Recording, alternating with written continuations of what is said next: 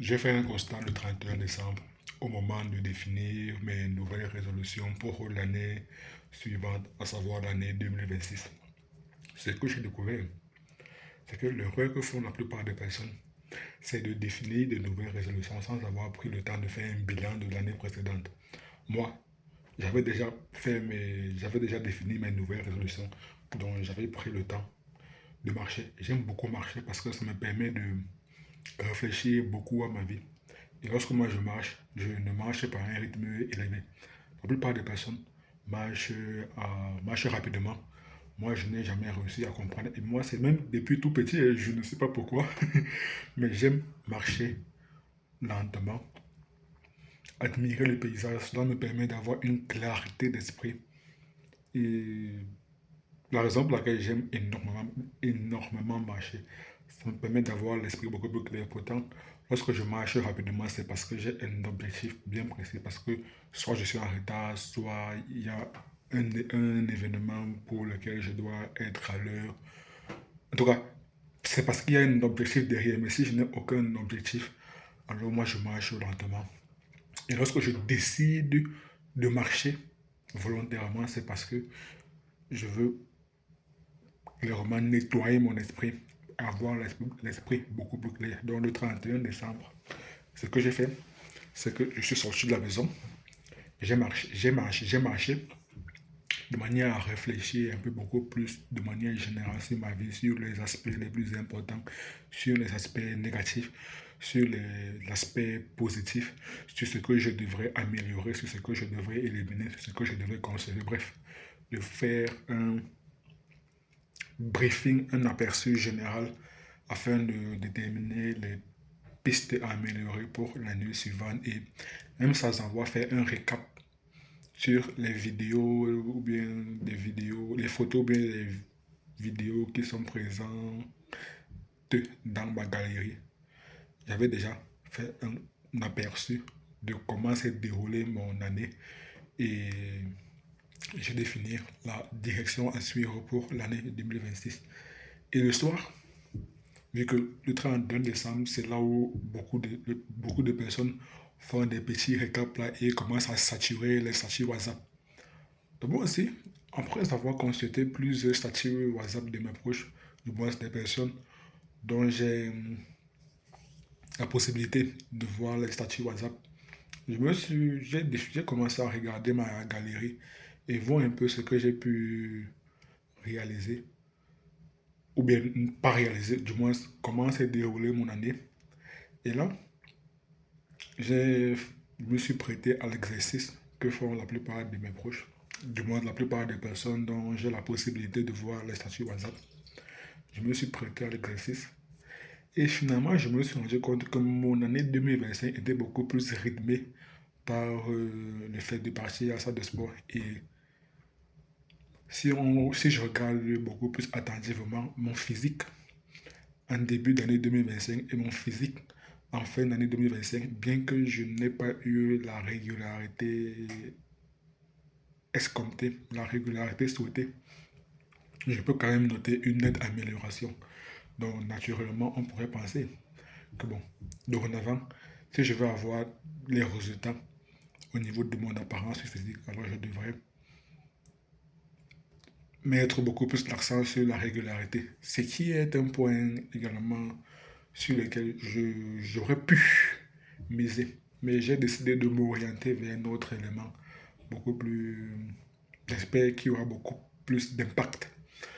Lorsque j'ai fait tout ce bilan en consultant ma galerie photos et vidéos, je me suis rendu compte que effectivement, s'il y a un élément sur lequel je devrais mettre beaucoup plus d'accent, c'est un tel élément en particulier. Et même sans avoir consulté ma galerie de photos et vidéos, je me suis rendu compte que c'est exactement ce dont j'avais pensé en journée. Cela démontre bel et bien le fait que je connaisse bien réellement ma vie. Donc, pas besoin de photos et vidéos. Mais ceci m'a fait réaliser qu'en réalité, normalement, ce n'est même pas en fin d'année que j'aurais dû faire cet exercice.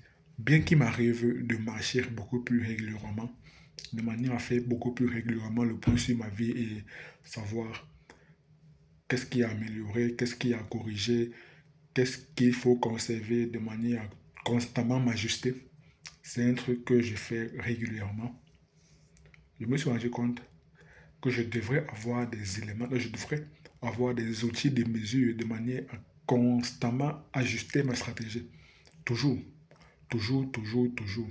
Moi, je le fais de manière naturelle, mais il faudrait que je mette beaucoup plus l'accent parce que le faire en dédiant des, une heure, du moins, en dédiant un temps pour la marche de manière à réfléchir sur ma vie, c'est intéressant, mais c'est archaïque, c'est rudimentaire. Il faudrait que j'ai des outils, des éléments pour mesurer mon avancée, pour mesurer ma progression de manière à ajuster les différents éléments pour aller constamment, pour savoir, du moins pour aller constamment dans la bonne direction et pour être directement alerté si je suis dans la bonne direction ou pas. Il ne faudrait pas attendre la fin d'année pour le faire. Il faudrait le faire constamment, idéalement chaque jour, mais un bon rythme serait de le faire de manière hebdomadaire, de le faire chaque semaine.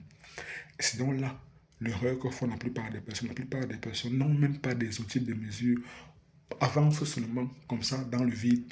Et en fin d'année, certains, une infime partie d'entre eux, prennent le temps de se poser, de faire le bilan de leur année pour réfléchir à la nouvelle résolution de l'année suivante. D'autres, et ça c'est la plupart des personnes, ne font même pas le bilan, suivent la masse, disent bon, 2026, du moins l'année suivante, je devrais faire ceci. Point barre. Mais pourquoi est-ce que tu devrais mettre beaucoup plus d'accent sur cela? Parce que c'est ce que disent la plupart des personnes. La plupart des personnes te disent bon, l'année suivante, nouvelle résolution, lis beaucoup plus de livres. Est-ce donc pour autant que cela te convient? C'est une bonne habitude à avoir, mais sur quel élément te bases-tu pour te dire que tu dois lire beaucoup plus de livres? Autre élément sur lequel, autre résolution que la plupart des personnes optent, aller beaucoup plus régulièrement à la salle de sport. Est-ce réel? Pourquoi est-ce que toi, tu devrais aller beaucoup plus régulièrement à la salle de sport? Pourquoi? Sur quel élément te bases-tu? Autre élément, lancer un nouveau business ou bien démarrer un nouveau projet. Sur quel élément tu déciderais de le faire? Tu n'as aucun élément de mesure, tu n'as rien, aucune base qui te permet de tenir de tels engagements, de tenir de telles résolutions. Ce qui fait en sorte que maximum 15 janvier, tu n'auras plus la motivation de le faire. Donc, 1er janvier, tu étais dans le mood de nouvelles résolutions parce que c'est ce que font la plupart des personnes, toi également, pour ne pas être exclu de la masse. Tu vas suivre ce que font les autres et ainsi. Comme les autres, le 15 janvier, tu n'auras plus d'énergie, tu n'auras plus de motivation pour ta nouvelle résolution, pour la résolution que tu as adoptée le 1er janvier. Comme les autres. Donc clairement, tu as adopté l'habitude de la masse. Donc naturellement, tu vas voir les résultats de la masse. C'est ainsi que ça fonctionne. C'est ainsi que ça fonctionne. Par contre, si tu as adopté l'habitude des exceptions, alors tu vas avoir les résultats comme les personnes qui sont des exceptions. Si tu veux avoir des résultats exceptionnels, alors tu dois avoir des habitudes exceptionnelles. Et dans exceptionnel, il y a exception. Il y a exception. Exception, c'est ne pas être dans la masse. Et moi, une des choses que je déteste, une des choses, je ne sais pas si c'est le business qui m'a fait avoir cette habitude, c'est d'être vu comme la masse, d'être vu comme monsieur et madame tout le monde. Bon, du moins, je ne suis pas une femme, donc d'être vu comme monsieur tout le monde, ça c'est un élément que je déteste. Ça, non, honnêtement, l'un des éléments que je déteste le plus, c'est d'être vu comme monsieur tout le monde. Je dois toujours trouver un élément pour me différencier. Je dois toujours trouver une particularité. Je dois toujours trouver un élément de singularité. Un élément qui me caractérise moi. Un élément qui me différencie de la masse toujours. Toujours. Toujours, toujours, toujours. Je déteste, non, ça c'est, je déteste clairement qu'on dise, qu'on m'assimile à la masse, qu'on dise que tu fais comme tout le monde. Ça c'est une phrase qu'il ne faudrait surtout pas me dire. Si tu me tiens de tels propos, alors oui, je vais essayer de cogiter, de savoir est-ce que c'est vrai ou pas. Si c'est vrai, alors naturellement, je vais essayer de chercher en quoi est-ce que je pourrais faire différemment. En quoi est-ce que je pourrais trouver un élément différent? En quoi est-ce que je pourrais trouver un élément singulier, un élément qui caractériserait ma singularité? Bon, pour revenir donc à la définition des nouvelles résolutions, il faudrait au préalable faire le bilan de l'année suivante, de l'année précédente, afin de définir de nouvelles résolutions pour l'année suivante. Et ça, c'est dans dans tout ce qu'on entreprend. Lorsque tu entreprends une activité, si tu veux avoir de nouveaux objectifs, il va d'abord falloir regarder, il va d'abord falloir avoir un regard dans le rétro, voir ce que tu as fait par le passé, afin de savoir ce que tu as fait dans le futur. Avoir un élément dans le passé permet de voir ce qu'on fera dans le futur. Toujours étudier le passé pour savoir où est-ce qu'on va aller dans le futur. On ne va pas aller dans le futur à l'aveugle. Non, ça ne marche pas ainsi. Ça ne marche pas ainsi. Étudier le passé. Très très important. Étudier le passé.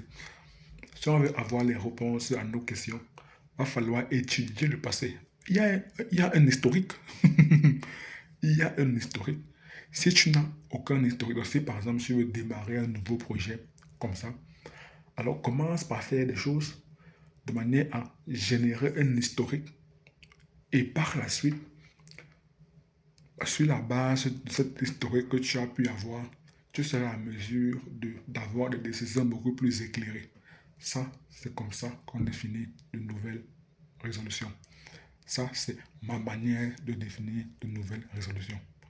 Si tu veux savoir d'autres notions concernant la vie, d'après ma petite expérience du haut de mes 28 ans dorénavant, en 2026, bon, quasiment 28 ans, parce que je n'ai pas que 28 ans, j'ai encore 27 ans, mais disons 28 ans. Donc, si tu vas avoir quelques éléments de ma petite expérience sur la vie, ou bien sur le business, ou bien peu importe, alors mets un j'aime, commente, et on se donne rendez-vous dans la prochaine vidéo. Peace.